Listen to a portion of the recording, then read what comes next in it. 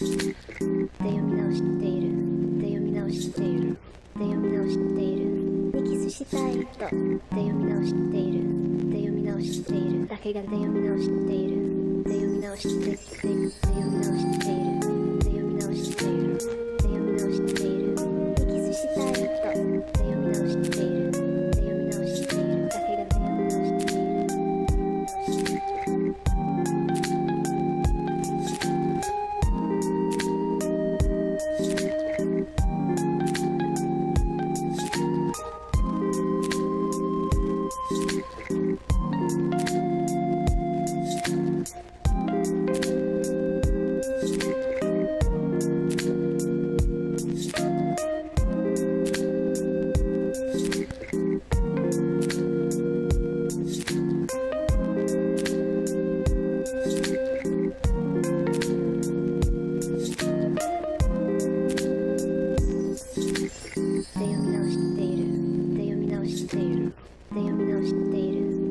したいと。で読み直している。で読み直している。だけがで読み直している。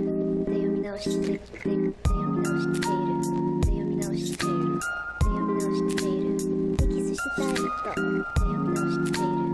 で読み直している。だけがで読み直している。で読み直している。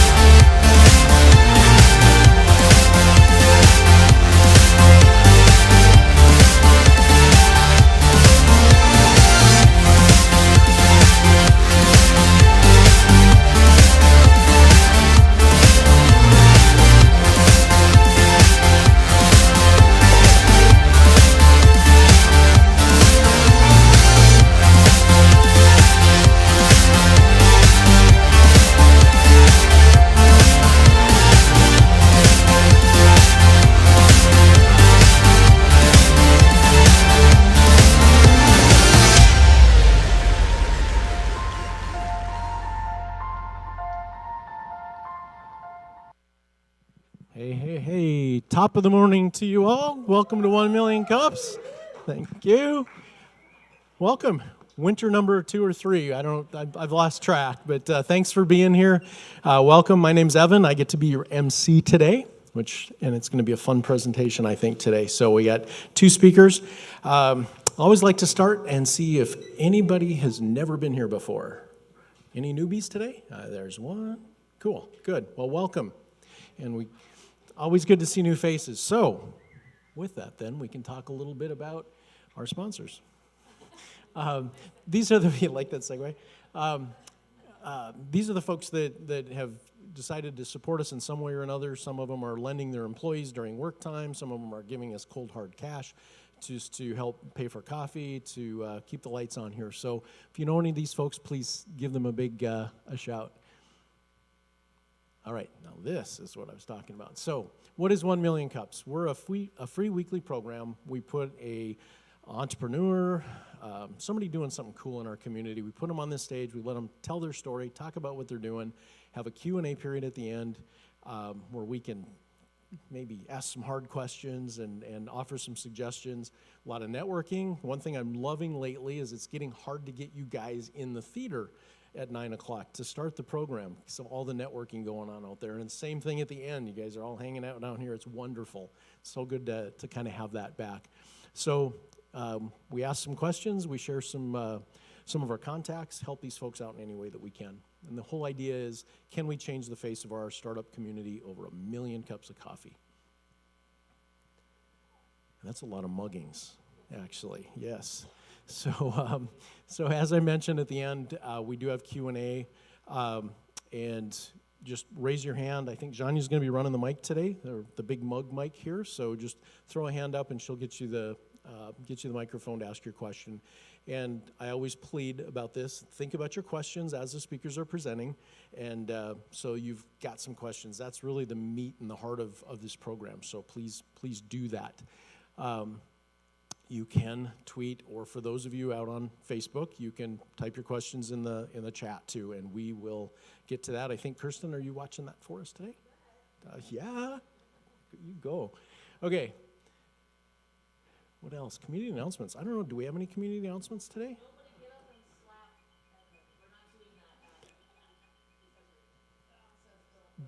Oh,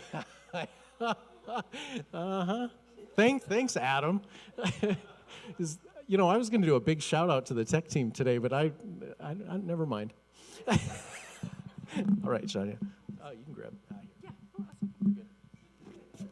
I'm still deciding whether or not I'm going to smack you. I'm kidding. I'd give him a big smooch, and then it would be really embarrassing, and it would be on video. We have another a 1MC Mug Club milestone.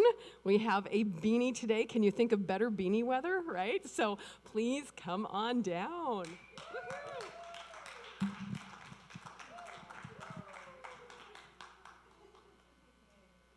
Awesome. Thank you, Shania. Any other community announcements today? Yes. Good morning. Bismarck State College Continuing Education Department has got some really fun enrichment classes that are coming up, so not just those boring professional development classes. So if you're interested in getting into genealogy, learning a little bit about your background, we've got 2 classes that are coming up in April. The first class is going to be Wednesday, April 6th, and it's going to run in the evening time for those of us who actually have to work and do that 9 to 5, unless you have non-bankers hours, 8 to 5 gig. So at 6 o'clock to 8:30 on the campus of BSC, we're going to be doing a Getting Started with Genealogy, and it's going to cover all of the basic introduction details you need to know about looking up your family. So if that's interesting to you and you want to sign up, come find me afterwards. I can help you get registered. The other class is going to be a 3-session genealogy class. So if you're not familiar with it, you can take the introduction, and then a short time after, on April 13th, 20th, and 27th, you can do a longer session utilizing online and various technologies in genealogy to make your life easier, so you don't got to do what I did for so many years in grad school and sit in a dusty library and try to figure that out. That class will run also from 6 to 8:30 p.m. on those days as well. So if you're interested, come track me down. Thank you. All right. Anybody else? Yes. All right.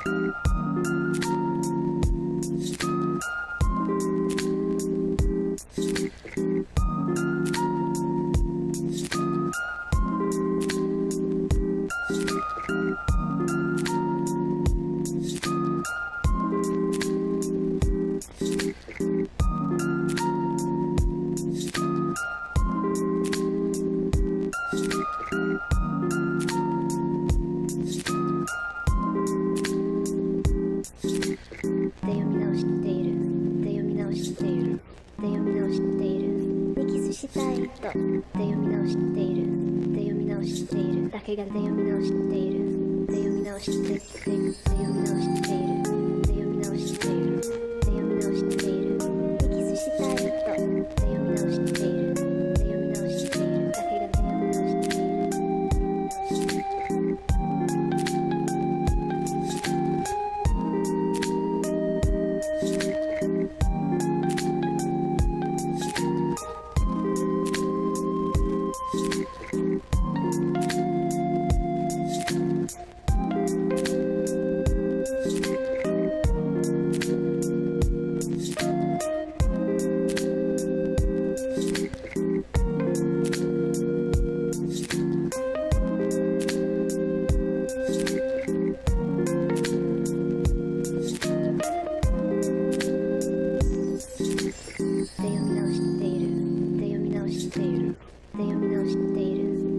したいとで読み直しているで読み直しているだけがで読み直しているで読み直しているで読み直しているで読み直しているで読み直しているキスしたいとで読み直しているで読み直しているだけがで読み直しているで読み直している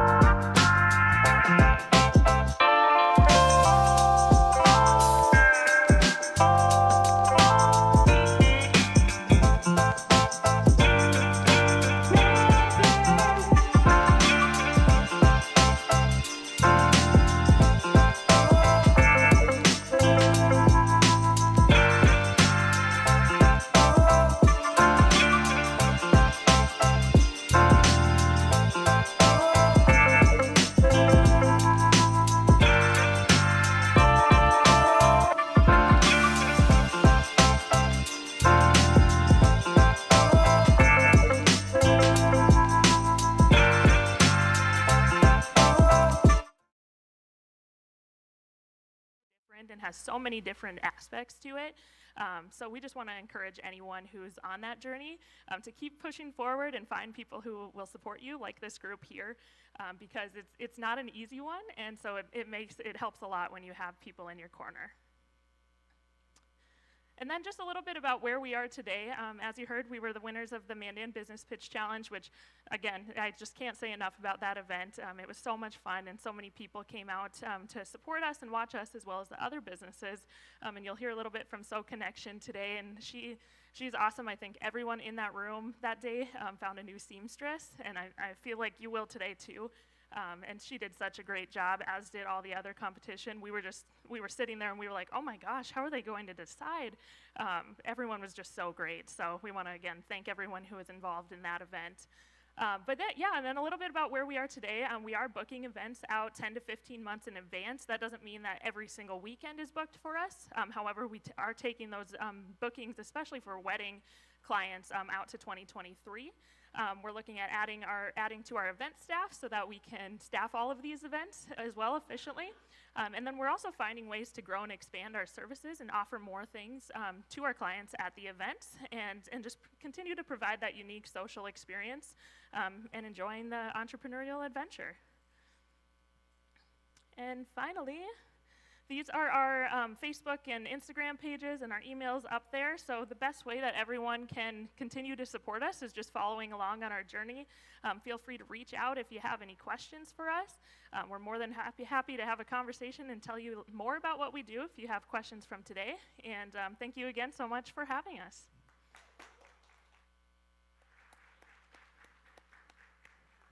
Thank you, guys, and welcome back. It's always good to get folks back from before, just to get that update, find out what's going on. We've done that occasionally.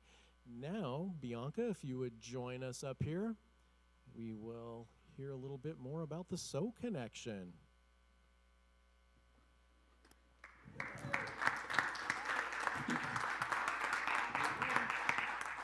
Thank you.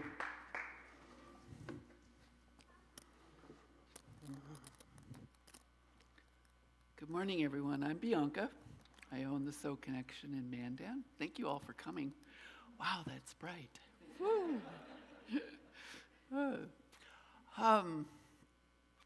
Where do I start? Right here. Well, let me tell you all about my new business. We started at the beginning of the year. First off, a little bit about myself. I started sewing when I was 12, when I grew to this height. My first business was actually when I was in high school. I sewed for my friends so that we could alter our clothes to look the way we wanted them to instead of our parents. And I charged a fee for that. I went on from high school to get a fashion design degree. I did that inside the Apparel Mart in Dallas, Texas, and became a master flat pattern maker. And then I received a bachelor's with a concentration in business and marketing, and taught college at the college level, technical school, for a while. So from there, when I came back to North Dakota, I wasn't here as an adult for many years. I moved back here about 8 years ago. And I started a business in downtown Mandan called BG Designs, the Renovation Coutier. And I was on Main Street for a little while, and then I moved it into my home. So I've been doing that ever since. Plus, I'm also a tech at the hospital in Mandan. So I only work PRN at this point. I needed something more to do, and I wanted to include more sewists into my life because working at home can be kind of lonely sometimes and can zap your creativity. So I started talking to other sewists that I know, and I came up with this idea. Why not have a retail storefront where sewists can sell their goods here instead of online? Many sewists do have online stores, but don't do well with them. There's many reasons. We could talk about those later if you have questions. Also, the back end of our store is about alterations and construction. And I still do design and product development for people who need help doing special things for themselves or their businesses. And we also have a classroom where we teach people how to sew. Everyone likes to say it's a lost art, but it's really not. People are just quiet about sewing at home because they think it's not cool. Well, I can show you that's not the case. So first off, our retail space is geared towards consignment, but we have two different contracts.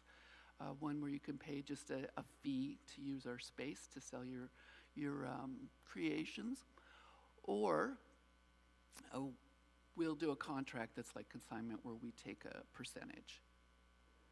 Right now we have everything. This is only one picture that I have to show you, but we have everything from bags to kitchen items to clothing, baby clothes. We have crocheted and knit items that are beautiful. It amazes me. Anyone could make these in just hours, but yeah.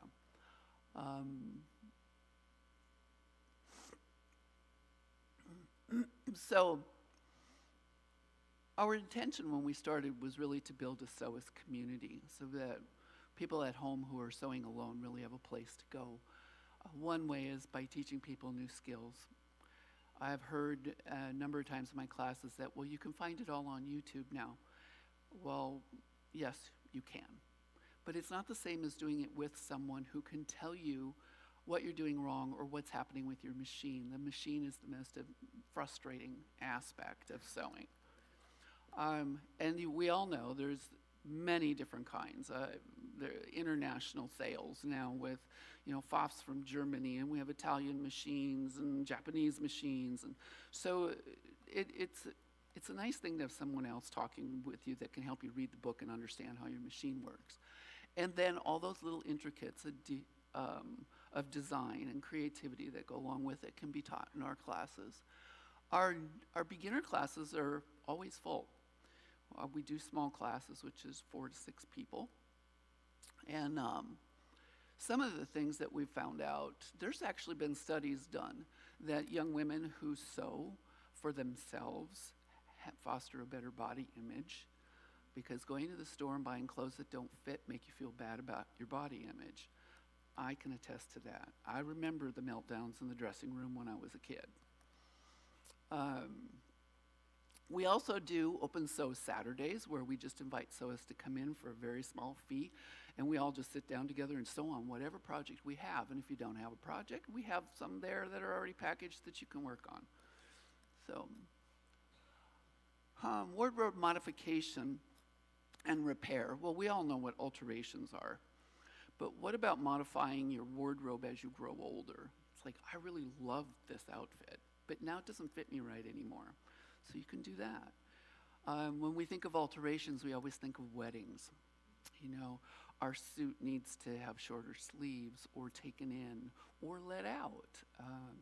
Our dresses need to be hemmed. They're too long when they come in the mail because majority of bridesmaids and brides order their stuff from overseas. They're not made here.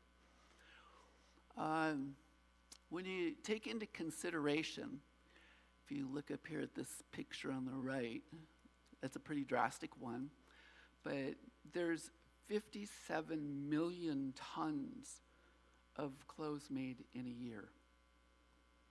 And 57% of what we throw away ends up in the landfill. So even though you think you're donating it, what's donated and isn't sold ends up in a landfill. Some of it goes to third world countries, but then it ends up in their landfill. So to reuse your clothes, remake your clothes, whatever the case may be, is really a good thing for our environment.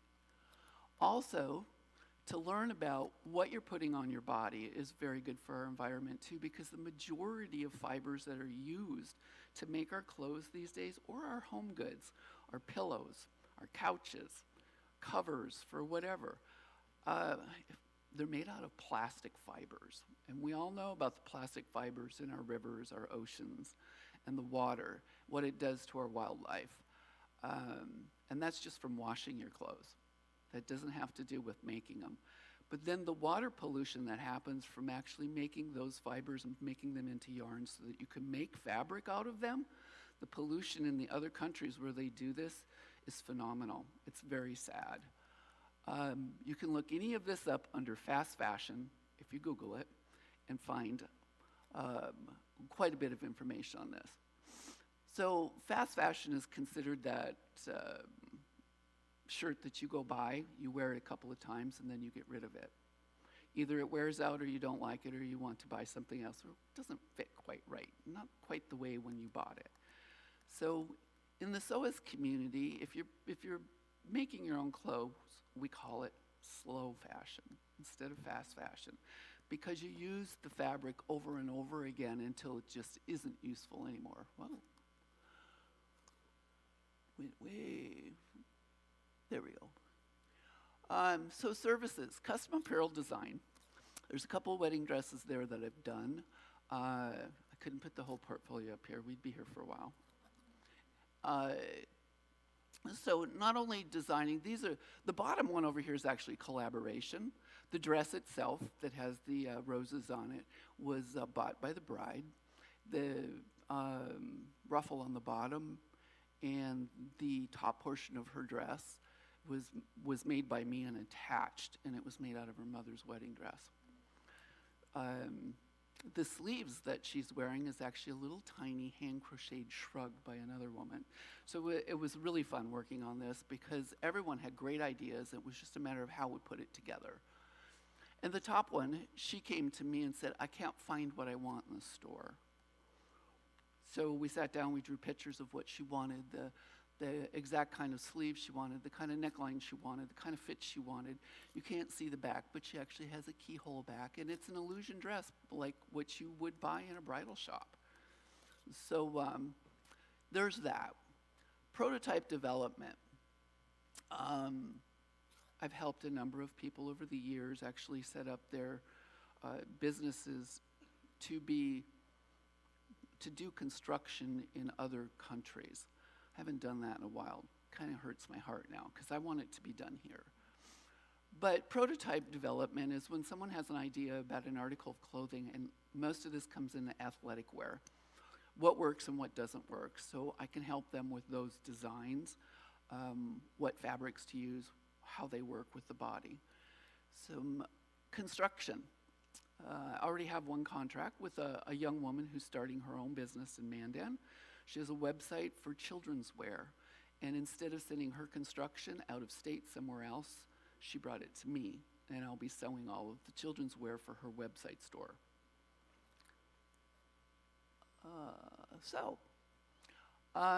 Please ask lots of questions.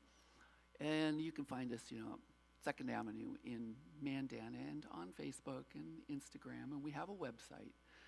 So thank you very much for listening today.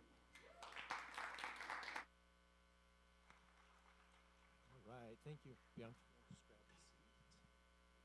All right, so I know you were all working on your questions. This is your chance. Wow, I have so many questions. Sewing. I'm a fellow prototyper, but I work in metals and plastics, and when it comes to cloth, it's just, I don't get it. I absolutely don't get it. My husband says the same thing. It's like this whole other impossible world. How long does it take if somebody said, I'm kind of interested in this, what kind of dedication would it take? I know you have formal education in it, et cetera, but what would it take to kind of go from an interest to, maybe a reasonably accomplished sewist? It depends on how much practice, just like any other skill. But you can sit down and learn how to sew in a 3-hour class.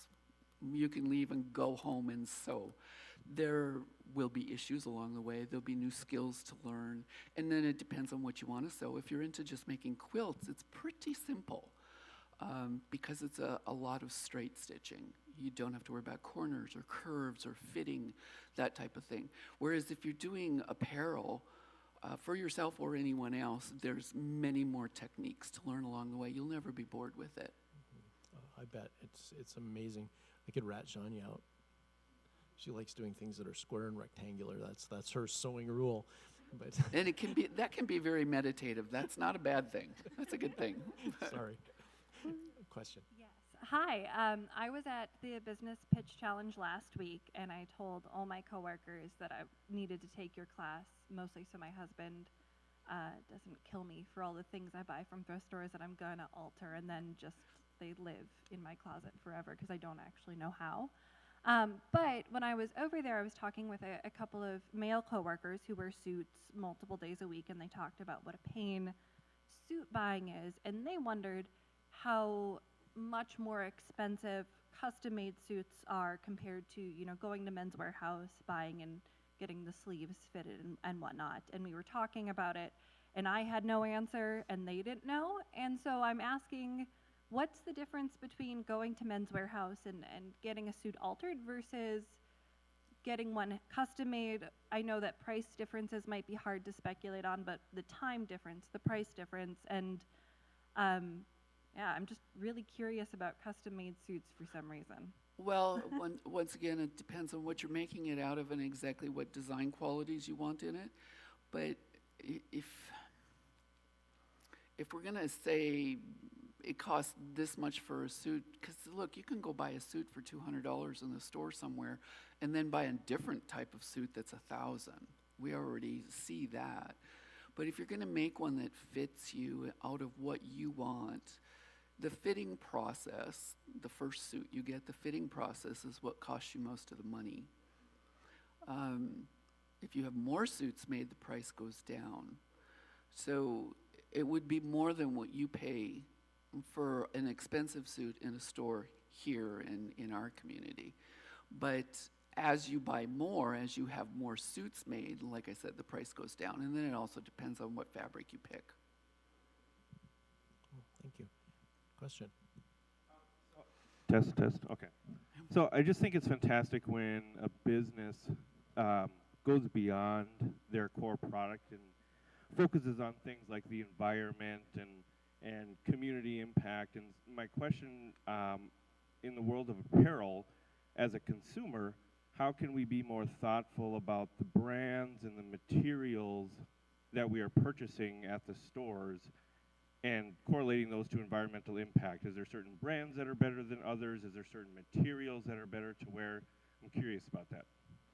Okay, brands, that's a whole different thing. But as far as fabrics go, there are organic fabrics. You can go that far into what your clothes are made out of. Mostly cotton when you're talking organic, cotton or linen. There are, how do I say, different forms of processing. If anyone has ever bought something that's bamboo, you feel it, it's so soft, it feels so good on the skin. But you really have to look into your company and do a little Google research on the company to find out how they're processing it, because the old processing of bamboo is just horribly polluting. The water processes that it takes and the chemicals that it takes to break it down and make it into a fiber that they can actually use is awful. Whereas the new processes, they're a little more expensive, they take longer, they don't do that ecological damage. So there you'd have to do your research, what company uses that, what doesn't. But when you think of what grows in a field, like cotton, linen, I don't know, help me out, anybody else? Anything that's a natural substance that it's been made out of is what's better for you, for your clothes, and for our environment. And when you're talking about polyester, polyester is a plastic. Rayon, nylon, all of those are plastics. And then spandex, our big friend. We all love spandex in our stuff because it makes things more comfortable.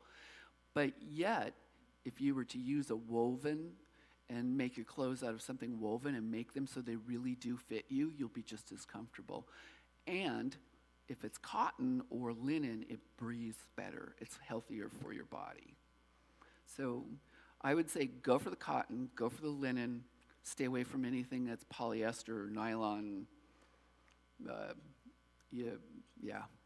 Does that answer your question? Thank you. Kate?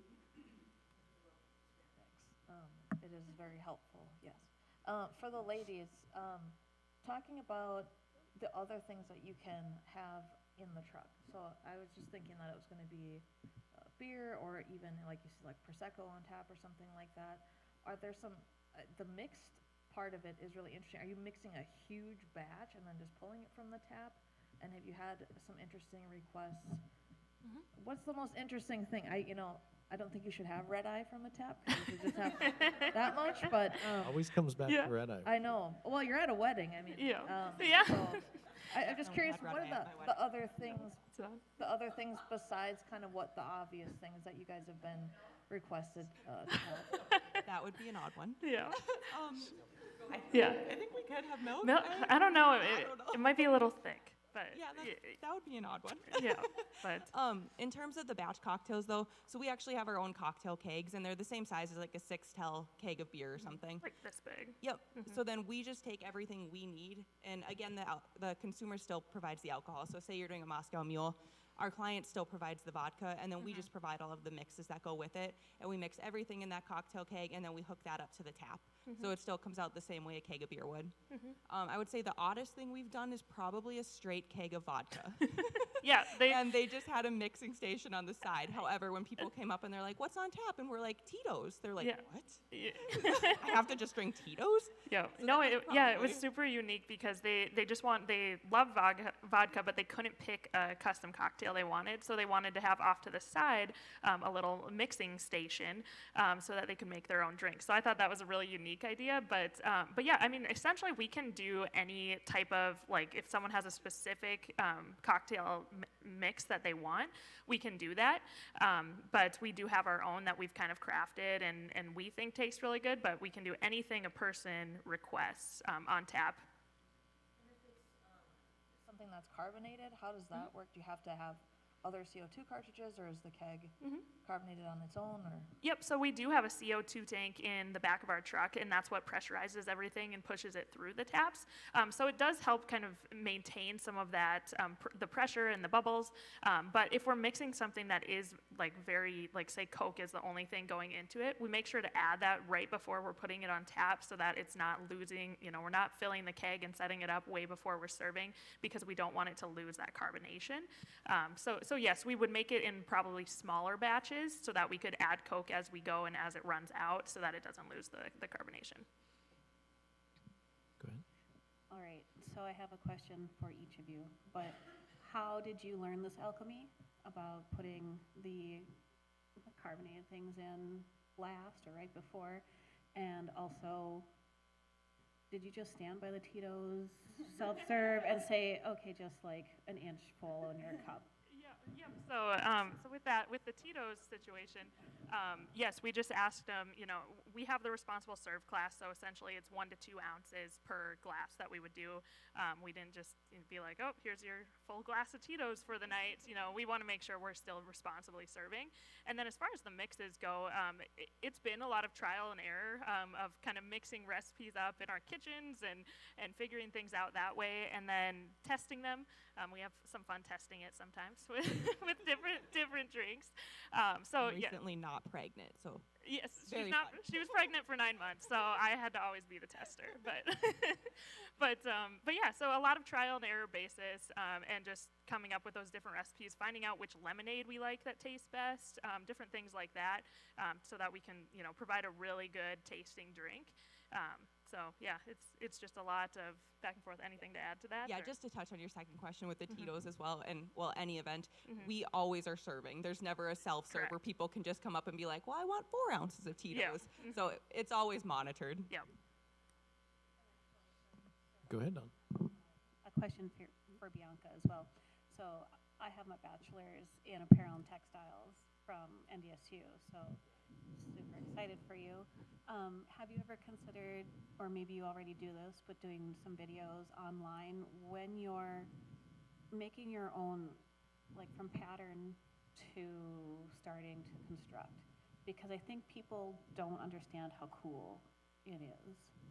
Actually, right now, on our Facebook page, we've been doing an incremental making of the dress. And it's actually, the pictures are being taken from a dress that's actually being made now.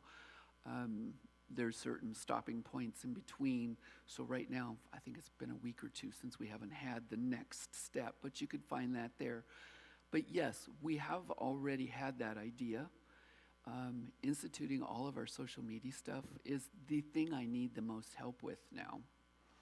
I'm actually meeting with a person on Friday to talk about how to hire someone for office help and social media help and that. So yeah, that's what, when we hit the ground running at the beginning of the year, we've pretty much covered our costs every month. So we're busy. We're moving every day. Doing all of that extra business work that I need to do, I end up doing it at home. And my husband's like, where are you? I'm busy. Right now he's doing outage, so it's okay because I have a lot to do and he's not home. But generally it takes away from my home life from doing all that. So I'm hoping I'll be able to hire someone to help me out. If anybody has ideas about that, I'd love to hear them. That's why we're here. All right, Janelle. This question is for Cassie and Kristen. My name's Janelle. I'm a partner owner at Love Always Floral. And so I've got a business partner in Fargo. So my question is about the partnership between the two of you ladies. What have you learned since July? How were the roles and responsibilities between the two of you initially split? How has that changed over the last year? What have you learned? What have you failed at? Who handles the inquiries? Who handles the social? Who's on, different event setups? And well, I'm just trying to get the ball rolling. You can answer any and all of you. And then I guess to kind of loop in a little bit of our last answer, what are you hoping to hire for? What areas do you need the most help in? And what are you hoping to find in your next hire that comes on? Sure, great question. Yeah, I think first of all, the best part about it has really been being able to do this with Kristen. We just clicked right away when we first met. We complement each other really well for my strengths and her strengths, and so. For the business side, my background is in sales and marketing, so I typically handle the front end of things, doing some outreach marketing. We both share responsibilities for the social media page. We both have access, and so we kind of just schedule that out depending on our schedules for the week.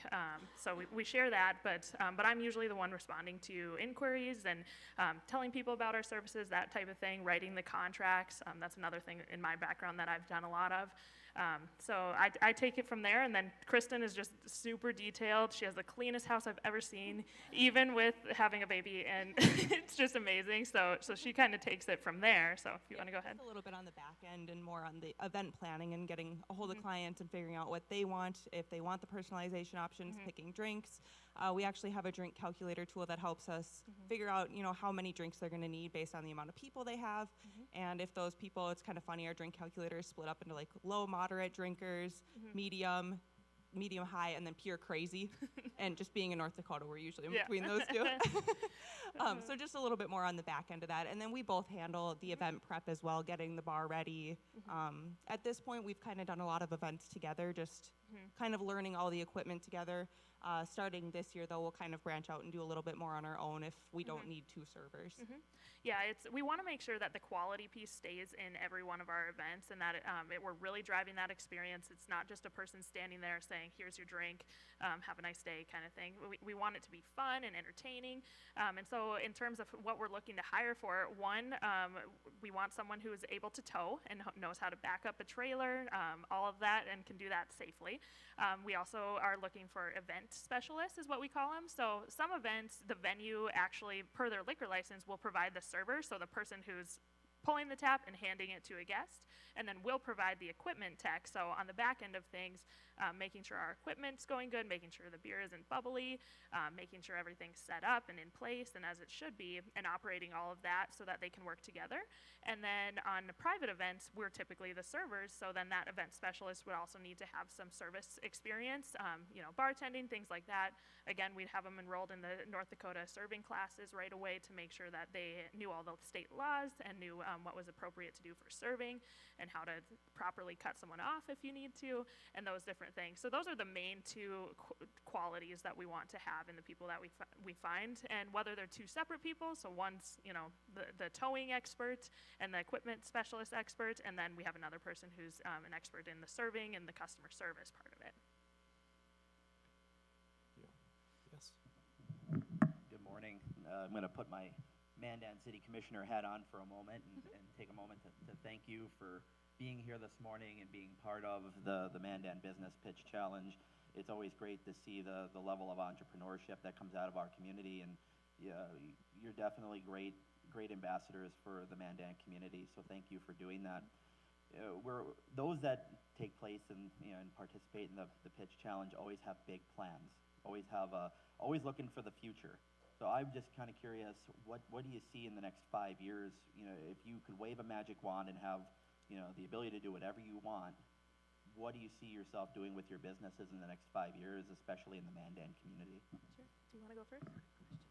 Sure. Well, I see myself still being in business. I also see us in a bigger place with more retail space, more vendors, and then more workshop space too. So yeah, I'm figuring that we're going to grow incrementally as things get going. We go through a whole year of transition through the seasons, because the education will happen more in the wintertime when people are indoors than it will happen in the summertime. I have to wait and see how things wrap out with all the festivities that we have over the summer, with the 4th of July parade and all the people that come in over the summer. So yeah, I just think we'll grow incrementally and be around for quite a while. Yeah, I like how you said the grow incrementally part. That's a great way to say it, and that's kind of what we're looking to do as well. We want to continue to add more services that people can use as we see needs for things. Right now, our services are geared more towards, our price point is a little bit higher than every single person in Bismarck-Mandan can afford. So we're adding on another service called the Tap Wall that's at a lower price point for those smaller gatherings, such as like grad parties, bachelorette parties, bridal showers, things like that, so that we can still provide a unique service and ways for people to put their drinks on tap and just have something fun to do at their event in a smaller level. And then that way we're also able to do more than one event a day by having those two features. So we're looking at doing that, and then in the future, so I'd say 5 years down the road, it might happen sooner, it's hard to say, but we'd love to add on another mobile bar as well. We track all of our leads, so we see how many people we have to turn away because of already being booked that day. So it's important for us to keep that data and know that, to see if our market is supporting having another one of these bars. So that would be the goal if it proves out to show that we would need it. So, anything to add? Okay, great. Any question here? So just a comment on the bookkeeping and social media thing. So I'm a big advocate for hiring local. If you, like either business, if you can find employees in the community, great. But there are plenty of services that you can pay for where you don't necessarily need to bring on an employee and everything that it comes in and entails with having your own employee, insurances, benefits, things like that. Look for that first, but if you can't, there's bookkeeping and social media services just for fee-based. In the community, and then also, I mean, you can hire people through the internet in Germany, start local, but if you can't, the internet opens the world to these types of services, so. Thank you. Maybe each of you too, what to this point at least has been your most effective means of getting word out about your businesses? For my business, it's been all social media. We actually have a really good Google standing. I get a couple hundred hits a week and off of that, I get probably 20 phone calls. Wow. So my social media is really moving. When you get one sewist in, you're bringing in a whole entire group of people. And then you start linking to their websites and their social media. It exponentially just grows immediately. So yeah, most of mine is social media. Yeah, oops, sorry. No. I would say thus far, social media has been really big for us as well, Facebook and Instagram, as well as a couple radio campaigns we've done. I know we've gotten quite a bit of traffic from those. However, I also just have to commend Cass because she is our front lead on marketing and everything, and she does a really good job with outreach. So that has definitely been a huge help. Yeah, thanks. Well, yeah, and another thing that we did because we wanted to make sure to focus on locally first is we did join the Bismarck Mandan Chamber EDC. We joined the Mandan Progress Organization and a few of those local organizations. And then it's really just getting on the phone and telling people about who we are and what we do. So we've done a lot of that. Marketing can be very expensive if you want to reach a large amount of people in a short amount of time frame. So it's been a slow process, and we're ramping up. And then also just being part of this Mandan Business Challenge and some of the prizes we won, we're able to invest a little bit more on some local marketing and keep spreading the word that way. Maybe related a little bit, each of you kind of offer a number of different, you've got different events you do, you offer like 4 different types of services. What are your favorites? Go ahead. Okay, sure. I personally love the corporate events. I think it's so much fun to be part of another local business and celebrating not only their business, but then also their customers and clients that they serve. You just see so much joy at those events. So those are personally my favorite. I also really enjoy the business events. However, I'm a big wedding girl. Yeah. So in another life, I'd love to be a wedding planner or to own a wedding event center as well. So I love weddings. For me, my expertise really relies in the pattern making, but my joy is teaching. I really, truly love watching people learn a new skill and helping them to find the self-confidence to bring out their own creativity. So yeah, it would be the teaching. Cool. So where do you do your classes now? Is that in your location? Right, we have a small classroom in our location that we use. Excellent, cool. Well, I think we've come to that time already. We had tons of good questions. Thank you, guys. Yeah. So with that, I had one other one. How fast does the Piaggio go? Okay, so well, they got scared when I drove it one time. I actually did a wheelie when I went up, was loading it on the trailer by that was her accident. first time driving it. That's why we were scared. So in Italy, when they drive them as common day vehicles, they like 45 is where they max out. However, with all of our equipment in there, we're never going to test how fast it actually goes. It's not worth it. Yeah. If you need help with that, let me know. Yeah. All right. Our husbands have offered to. Yeah. Could I say something? You sure can. About classes?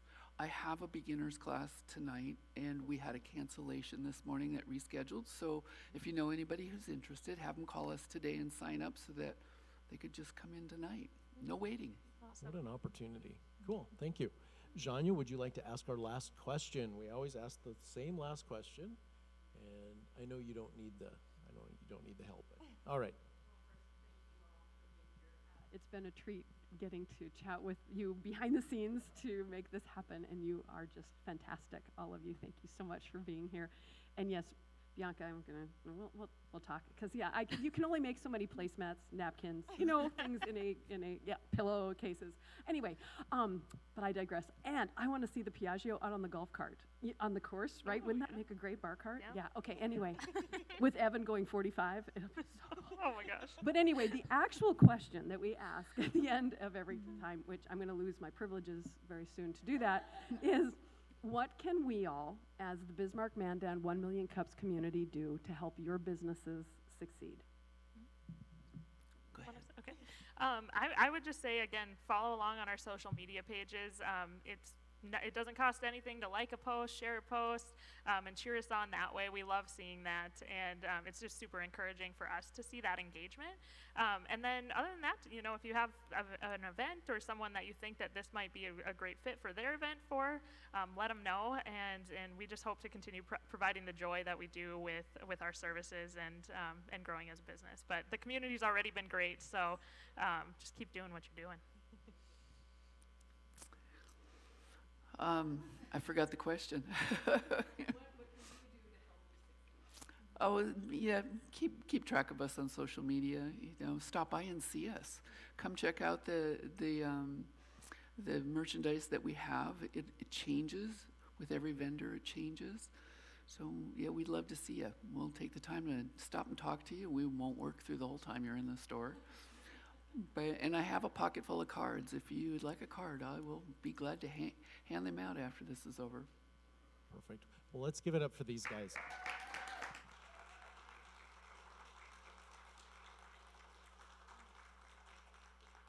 And I'll echo Janya. Thank you for being here. It's always good to kind of close that loop on the pitch challenge and get you guys up on our stage. So thank you so much for being here. So upcoming, the team is doing a great job. We've got speakers out into the future, which is always wonderful. These are our next 3 weeks, so make your plans to be here. Though the calendar is full, it's not completely full. So if you or somebody you know would like to spend some time on our stage and take advantage of this opportunity, please go to 1millioncups.com/bizman, and it's a super easy process, and we work with you, and pretty painless. Can we get a little, okay. You heard it here. So please do that. And I think with that, have a terrific day. All right. Thank you. Yeah, thanks so much. That was fun. Yeah. Yeah. Yeah. Oh, thank you. I feel like you're our ultimate hype woman. Like you always make us feel so good about ourselves.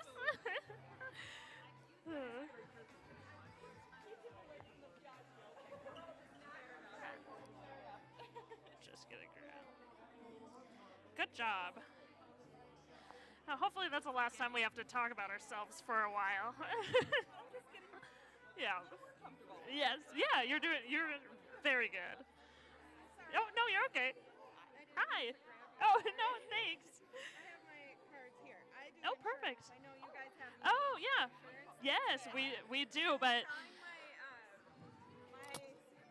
My commercial person about it. And Yeah. She was really interested. Oh, awesome. Well, thank you so much. Right Yeah. away, again, new concept, like Yeah. our rates are just a little bit higher because, again, like Here's a finding card, people too. to cover it right away. So Yeah. we'll be looking again within a year. Yeah, anyway. exactly. Good, great.